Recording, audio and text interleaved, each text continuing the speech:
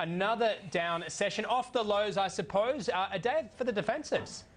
It was a day for the defensives. The defensives very much in the black. The staples, utilities, the telecom, the property sector, all doing quite well today. On the flip side, though, we did see the miners under pressure once again. In fact, it's the fifth consecutive day of falls for the material space. BHP was down by 1.3% and Rio Tinto was down by 2%.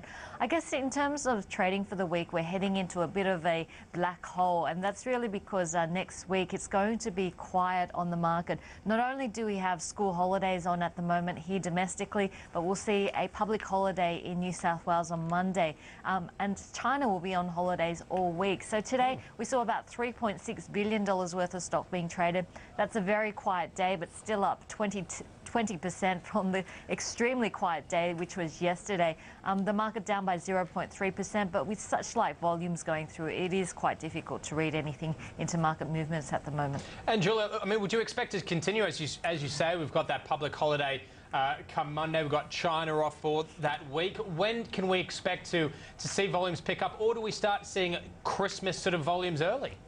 I think Thursday and Friday this week will be good volume days, and that's only because we see single stock derivatives expiry. So that's going to help to boost volumes on the exchange. But really next week we are entering into a dead zone. So we are expecting volumes to be quite anemic next week. So we will see a lot of people taking probably an extended holiday with that long weekend here in New South Wales, with the school holiday also coinciding. And of course with China on a break for a week, we're not going to see much in terms of iron ore price action. So the miners in particular probably taking a bit of a rest from the very volatile movements that we've seen recently. In terms of, I suppose, the market, looking at Europe in particular, Spain, does it start to figure more prominently as a negative?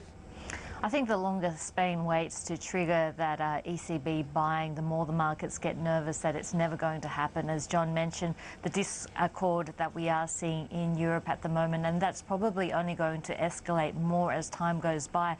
In fact, if we just have a look at Spain, we saw Spanish protests overnight over austerity, which hasn't even happened. So 6,000 people taking to the streets there. We have seen Catalonia, which is the richest region in Spain, now pushing for independence. A bond sale last night where the demand from investors wasn't as strong as previous bond auctions, and we know that Spain is going to Parliament. The Spanish government is going to Parliament on Thursday with the 2013 budget, something that a lot of people in the market saw as a trigger and a perfect opportunity for Spain to go to the European Central Bank and ask for that bailout to start that ECB bond buying. But I think as more time goes by and as more Spain just really shuffles its feet in this regard, it really is adding to worries that the market has that the situation is only going to get worse. So what wins out in the end, Julia? Is it the announcement by the Fed that they will continue to print at extraordinary rates, as well as the ECB backing their bond buying program, or is it these concerns over Spain? And I just wonder what is likely in this market to win out in terms of the minds of investors.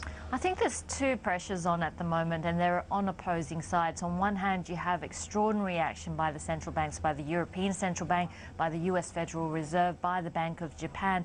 And on the other hand, you have growth concerns that the trade cycle, the global trade cycle, is slowing down, and that we are seeing global growth slowing down, and that the stimulus that's been announced all over the world isn't enough to keep that global growth and the global economy from seeing slowing growth.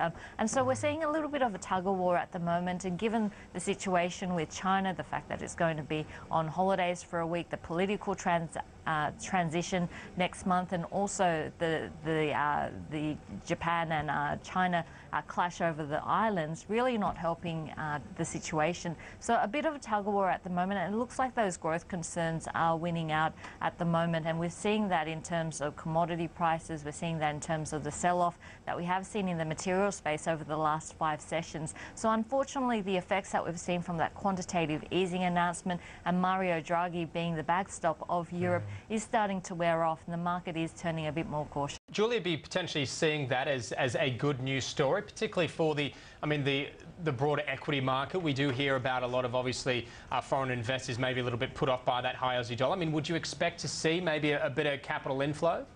If we did see the Aussie dollar coming down, generally that's positive for the Australian market because that's a key headwind in terms of Australian companies that make revenue offshore, but not if it is because China is slowing down. If we see it as a result of China slowing down commodities prices coming off more than the Aussie dollar, then that could be a negative for the market. So it really depends on the drivers of the Aussie currency and why that's happening as well. So usually the Aussie dollar, the weaker Aussie currency, good news for the Aussie share market, but if it is because there is concern about the China growth story, then you could see the Australian equity market selling off regardless as international investors stay away there. And it's, I guess it's quite a transitional time for the Australian market because if we have a look at the major banks, we do see pretty aggressive forecasts in terms of cutting rates. So one very easy trade on the market at the moment is chasing yield. You're still seeing the Telstra yield at 7.2%, and those high yielding areas of the market looking more attractive as those forecasts for the cash rate over here in Australia.